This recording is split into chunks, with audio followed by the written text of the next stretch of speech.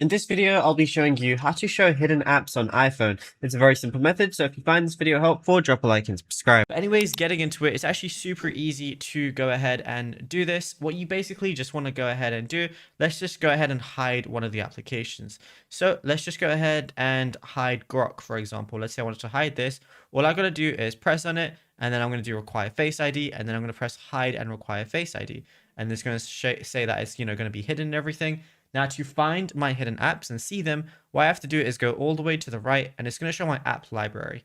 And over here now, what I'm going to have to go ahead and do, scroll all the way down, and right at the bottom, as you can see, there is a hidden folder. If I went ahead and click on it, it needs my Face ID. So as you can see, I just gave it my Face ID now, and it shows my hidden folder. It shows the 3 applications that are inside of it. Now, if I try that again, what basically is going to happen is if you don't use your Face ID after a while, I can press try Face ID again. And if it's just not going to work, then what you're going to have to do is it's going to say enter passcode. So if you don't have Face ID, you're going to be able to enter your iPhone passcode. So I'm just going to type mine in right now. And then as you can see, now it's showing the hidden folder on my iPhone.